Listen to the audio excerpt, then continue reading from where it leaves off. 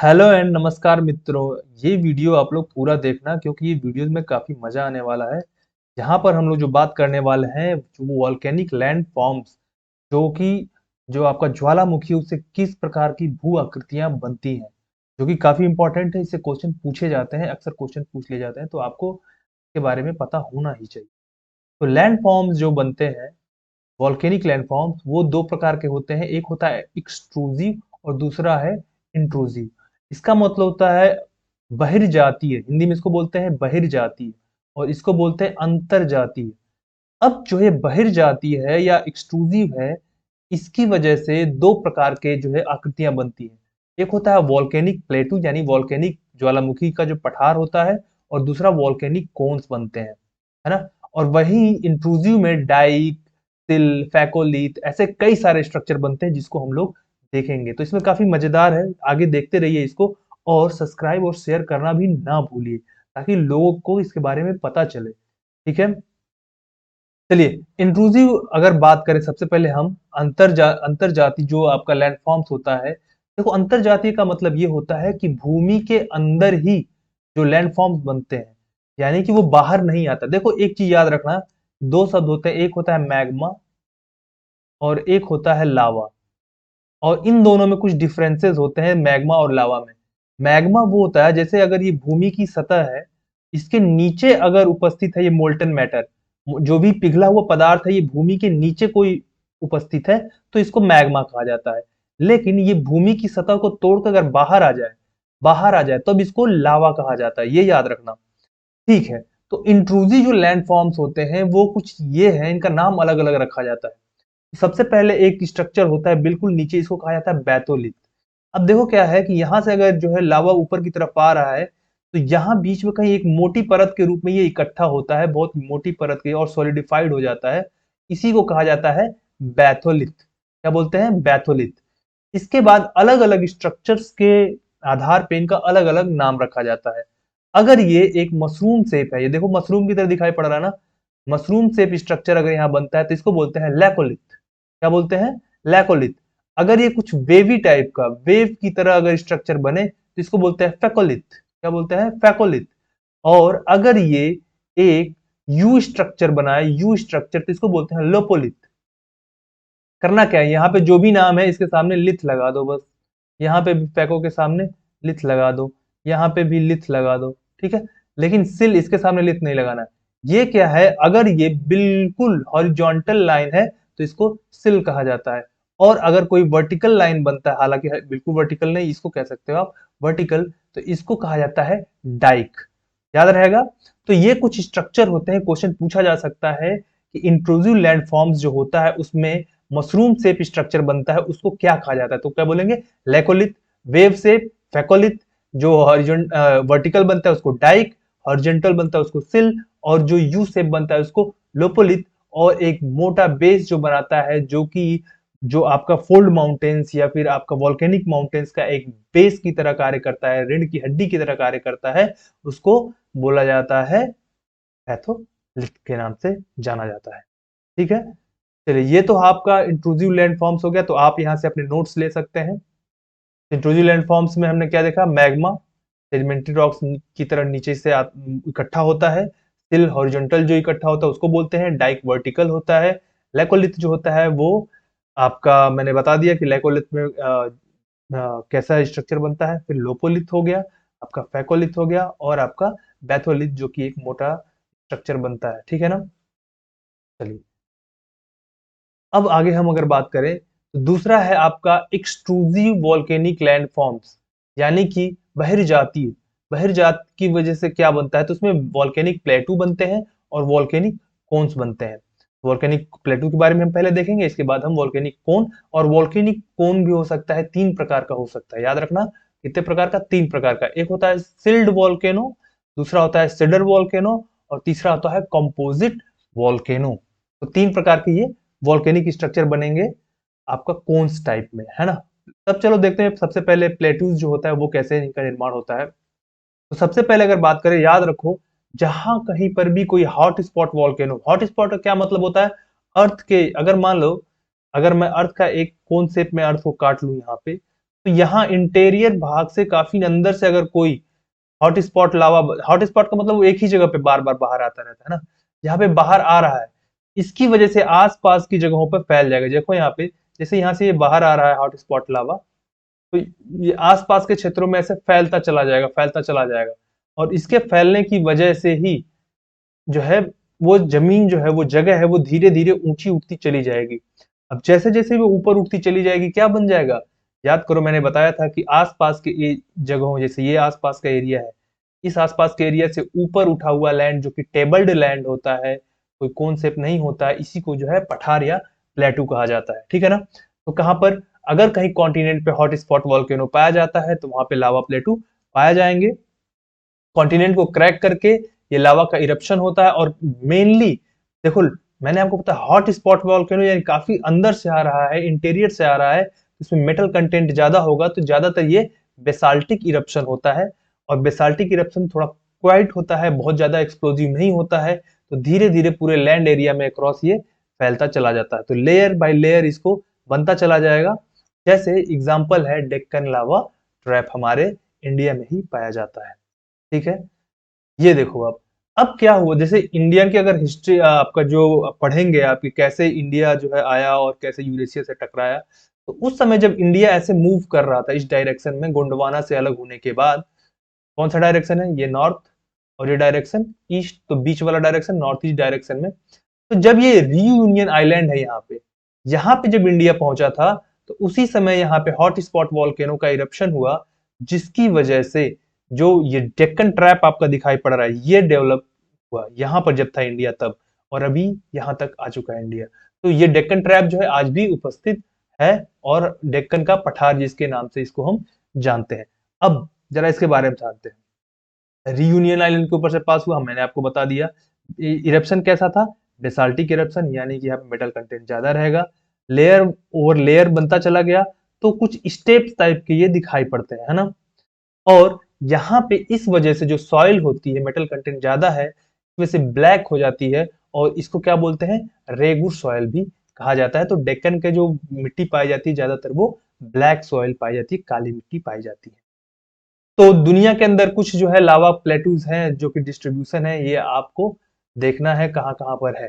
तो इनका नाम और जो कंट्री मैंने आगे स्लाइड में दे रखा है, तो ये सारे के सारे कंट्रीज हैं जो आप जिसमें जो है आपका लावा पठार जो है वो उपस्थित है, लावा प्लेटूज उपस्थित है। जैसे कि कोलंबिया स्नेक प्लेटू यूएसए में है, ओजार्क प्लेटू ये भी यूएसए में है, पराना पेटागोनिया ये है आपका साउथ अमेरिका में, अडामावा प्लेटू अफ्रीका में। तो इस तरीके से ये सारे के सारे जितने भी मैंने यहाँ पे लिख रखे हैं, आपका ये काम है कि आप अपना एटलस खोलें और इन सारी सारी जगहों को चिन्हित कर लें। देखो बाद में हम इसके ये जितने पठार हैं इनके बारे में कुछ स्पेशल नॉलेज भी हासिल करेंगे, लेकिन अभी जो इतना आपको काम दिया जा रहा है वो आप काम जरूर करना, ठीक है ना। ये तो हो गया एक्सट्रूजिव में वॉल्केनिक प्लेटू। अब हम लोग बात करने वाले हैं वॉल्केनिक कोन्स में, और वॉल्केनिक कोन्स में बताया तीन फॉर्म्स बनते हैं, कौन कौन से, सिल्ड, सीडर और कंपोजिट। तो सबसे पहले हम बात करेंगे सिल्ड की। देखिए सिल्ड क्या है, सिल्ड जो है इसमें सबसे पहले कोई जो वॉल्केनिक आइलैंड हॉटस्पॉट की वजह से बनता है वहां पे ये ज्यादा पाया जाता है। कैसे, देखो जैसे मान लीजिए यहाँ पे एक हॉट स्पॉट है और यहाँ से ये बाहर आ रहा है। अब यहाँ से बाहर आएगा तो लेयर बाय लेयर ऐसे बनाते चला जा रहा है, एक चारों तरफ ये बिखेरता चला है, तो एक कोन शेप तो बन रहा है, लेकिन काफी काफी ये मतलब इसका जो स्टीप है ये काफी जो है पिछला है, काफी मतलब कोन से पूरी तरीके से बहुत ज्यादा स्टीप नहीं है ना। तो ये जो क्यों ऐसा होता है, क्योंकि ये जो लावा है वो हाईली फ्लूइड होता है, बेसाल्टिक लावा होता है, ठीक है ना। इसी वजह से ये डोम शेप ले लेता है, स्लोप होता है, काफी जेंटल होता है, वॉल्केनिक इरप्शन काफी क्वाइट होता है। जैसे एग्जांपल है हवाई, मैंने आपको पिछली वीडियोस में दिखाया था कि हवाई के में जो भी वॉल्केनिक इरप्शन होता है उसके आसपास लोग बैठ के पार्टी भी कर लिया करते हैं, ठीक है। अगला है सीडर। सीडर कोन्स ये कैसे होता है, सीडर कोन्स जो है देखो इनका निर्माण जो होता है, बेसिकली इनका निर्माण काफी तेज इरप्शन होता है, जो एंडेसिटिक जो हो आपका एक्सप्लोजन होता है। मैंने आपको बताया था जो फ्लूइड होता है वो धीरे धीरे, जैसे मान लीजिए यहाँ पे ये लावा का इरप्शन हो रहा है, तो जो ज्यादा फ्लूइड होगा वो ज्यादा दूर तक फैलता चला जाएगा। लेकिन अगर यही लावा का इरप्शन अगर ज्यादा दूर तक नहीं जा पाता, यहीं पे जम जाता है, तो क्या होगा, इसका जो माउथ है उसको वो बंद कर देगा और फिर से प्रेशर पड़ेगा तो काफी तेज एक्सप्लोजन के साथ ये बाहर निकलेगा। ये कौन सा टाइप का है? ये एंडेसिटिक टाइप का है। और ये कैसा है? ये बेसाल्टिक इरप्शन है। तो ज्यादातर जो ये सीडर कोन्स होते हैं ये ओशियन और कॉन्टिनेंटल के कोलिजन की वजह से बनता है। वॉल्केनिक माउंटेन्स का निर्माण होता है इनकी वजह से। एडेसिटिक एक्सप्लोजन होता है, क्यों? क्योंकि ये फ्लूइड कम होते हैं, लेस फ्लूइड होते हैं, ठीक है ना। ये जो विस्कस लावा होता है ये जल्दी ही थोड़ी ही दूर पर जाकर क्या जो है सॉलिडिफाइड हो जाता है। इस वजह से धीरे धीरे धीरे धीरे ये पर्वतों का रूप ले लेता है, ठीक है ना। एग्जाम्पल है पेरिप्यूटीन। कहां पर पाया जाता है? ये मैक्सिको में पाया जाता है। अगली बात हम करने वाले हैं कंपोजिट कोन्स के बारे में। तो ये भी एक प्रकार के वॉल्केनिक माउंटेन्स है और काफी ऊंचे ऊंचे ये वॉल्केनिक माउंटेन्स होते हैं, ठीक है ना। इसमें क्या है कि हर बार एक नया इरप्शन होता है, जो विस्फोट होता है, उसकी वजह से एक लेयर बनता है यहाँ पे। किसका लेयर बनेगा? यहाँ पे रॉक एसेस का। इसके बाद इसमें से जो भी मेटल कंटेंट लावा बाहर आएगा उसका यहाँ पे बनेगा। तो इनका लेयर बाय लेयर जो है हर एक्सप्लोजन में इकट्ठा ऐसे ऐसे ऐसे होता जाएगा और इसकी वजह से ये काफी ऊंचे ऊंचे हो जाते हैं। इसका एग्जाम्पल है स्ट्रम्बोली, ठीक है ना। आप पता करिए कहां पर है, लोकेट करिए इसको। वेसुवियस और माउंट फुजी ये इसके कंपोजिट कोन्स के एग्जाम्पल है, ठीक है। तो इनको हम कंपेयर भी कर सकते हैं यहाँ पे, ठीक है ना। यहाँ पे सिल्ड डो या डोम या फिर सीडर सीडर और कंपोजिट में क्या अंतर है? देखो ये जो सील्ड होता है इसका जो लावा जो बाहर आता है ये काफी हाईली फ्लूइड होता है, इसका लेस फ्लूइड होता है, ठीक है ना। हाईली विस्कस होता है। और इसका जो है फ्लूइड होता है, विस्कस, दोनों टाइप का होता है, ठीक है ना। तो कंपोजिट में जैसा कि मैंने आपको बताया था ना कि इसमें जो है लेयर बाय लेयर निकलता है, इसमें कुछ फ्लूइड भी हो सकता है, कुछ विस्कस भी होता है। इस वजह से धीरे धीरे काफी ऊंचा होता चला जाता है। इसका फ्लो साइलेंट होता है, इसका वायलेंट इरप्शन होता है सीडर में। और इसमें मल्टीपल साइलेंट वायलेंट दोनों टाइप के इरप्शन होते हैं। इसका स्लोप जेंटल, स्टीप स्लोप। और ये हाईएस्ट वॉल्केनोज ये बहुत ऊंचे ऊंचे हो जाते हैं कंपोजिट वाले। सबसे ऊंचे कौन से होते हैं? कंपोजिट वाले। ये क्या होता है? स्मॉल वॉल्केनोज होते हैं, ये भी स्मॉल होते हैं, ये लार्ज वॉल्केनोज होते हैं।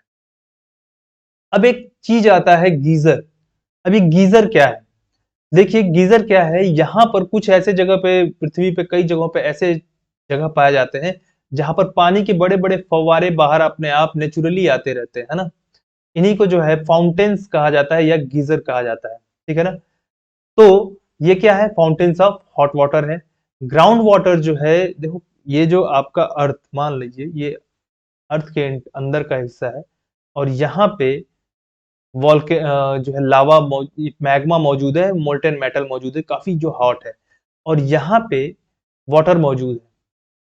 तो इसकी वजह से ये वाटर हो क्या हो जाए, ये काफी हीट हो जाएगा और ये कहीं से भी अगर जगह पा जाए बाहर निकलने के लिए तो बहुत तेजी के साथ ऊपर एक फव्वारे की तरह बाहर आएगा। तो इसी को क्या है? गीजर कहा जाता है या फाउंटेन्स कहा जाता है, जो कि हॉट वाटर्स का फाउंटेन्स होता है, ठीक है ना। तो ये अपने यहाँ नीचे मैग्मा से ये हीट होता है, ठीक है ना।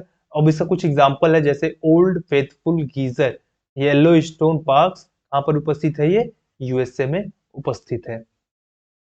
अब एक और शब्द आता है हॉट स्प्रिंग। ये हॉट स्प्रिंग क्या होता है? हॉट स्प्रिंग भी वैसे ही अर्थ के इंटीरियर से ही वाटर बाहर आता है, ये भी गर्म होता है। लेकिन चूंकि ये फव्वारे की तरह बाहर नहीं निकलता है बल्कि बुदबुदाते हुए धीरे धीरे बाहर निकलता है और इस वजह से इसको हॉट स्प्रिंग कहा जाता है, ठीक है ना। तो ये अंदर से हीट होते हुए धीरे धीरे वो बाहर होता है। ये दुनिया में बहुत जगहों पर पाया, देखिए जो आपका गीजर है वो कम पाया जाता है, लेकिन जो हॉट स्प्रिंग है ये काफी ज्यादा पाए जाते हैं। अब जरा इनके बीच में हम डिफरेंसेस समझ लेते हैं कि डिफरेंसेस क्या है। तो देखो डिफरेंस क्या है। सबसे पहले अगर हम गीजर की बात करें तो अगर मान लीजिए, देखिए यहाँ पर अगर मैग्मा मैग्मा का चेंबर है और ये रॉक है और इस रॉक को ये क्या करेगा? हीट कर देगा। अब इससे जो टच में, जो संपर्क में जो भी वाटर होगा वो भी हीट हो जाएगा और वो बाहर निकलने की कोशिश करेगा। लेकिन अगर कुछ यहाँ पे ऐसे स्ट्रक्चर पाए जाते हैं, ठीक है ना, ऐसे स्ट्रक्चर अगर पाए जा रहे हैं तो क्या होगा? ये वाटर वेपर जो होगा यहाँ पे इकट्ठा होगा और धीरे धीरे वाटर में कन्वर्ट हो जाएगा। जब ये वाटर में कन्वर्ट होगा और फिर से यहाँ वाटर वेपर आएगा तो वाटर इस तरफ मूव करेगा लेकिन जो कि वाटर वेपर की प्रेशर की वजह से ये क्या हो जाएगा, यहाँ से बाहर निकलेगा, तो पानी एक फव्वारे की तरह बाहर निकलेगा, है ना। लेकिन यहाँ पर इस तरीके का कोई स्ट्रक्चर नहीं पाया जाता है, किसमें, हॉट स्प्रिंग में। तो इसकी वजह से बड़ी स्मूथली जो है यहाँ से गैस, जो आपका वाटर वेपर होता है वो बाहर आता है, और वाटर से धीरे धीरे ये बाहर आता है, इसलिए यहाँ पे कोई गीजर टाइप का या फाउंटेन टाइप का स्ट्रक्चर नहीं पाया जाता है, ठीक है ना। ये सारी की सारी आप नोट्स यहाँ से आप चेक कर सकते हैं, देख सकते हैं, समझा दिया है मैंने। तो ठीक, गीजर जो होता है ये काफी रेयर होता है, ठीक है ना, कम जगहों पर पाया जाता है। इसमें सिलिका एक्यूमुलेटेड होता है जो कि डिफरेंट कलर्स देता है, जिसका एग्जांपल है येलोस्टोन पार्क्स, जो कि यूएसए में उपस्थित है। ये हॉट स्प्रिंग काफी जगहों पर पाया जाता है, इसमें भी कई सारे कलर्स पाए जाते हैं, क्योंकि यहाँ पे कई सारे हीट लविंग बैक्टीरियाज भी पाए जाते हैं, साइनो बैक्टीरियाज होते हैं। और जो हॉट स्प्रिंग्स होते हैं इनका मेडिसिनल वैल्यूज भी होता है। कई बार आप लोग सुनते होंगे ना कि इस पानी, वहां पे गर्म पानी है, उस पानी में नहा लेने से कई सारी बीमारियां, स्किन की बीमारियां और सारी ठीक हो जाती हैं। तो वो मेडिसिनल प्रॉपर्टीज ये हॉट स्प्रिंग्स में पाए जाते हैं, ठीक है ना। और इससे जो है जियोथर्मल एनर्जी भी हार्नेस किया जा सकता है। तो आज हमने जो है वॉल्केनिक लैंड फॉर्म्स देख लिए, कैसे कैसे बनते हैं। उसमें हमने एक्सट्रूसिव और इंट्रूसिव दोनों देखा, इसके बाद हमने गीजर देख लिया, हॉट स्प्रिंग देख लिया। पसंद आया हो आप तो इसको जो है शेयर करिए और सब्सक्राइब करना बिल्कुल ना भूलिए। आज की क्लास हम लोग यहीं पे रखते हैं। आप लोगों का पेशेंस रखने के लिए बहुत बहुत ही धन्यवाद।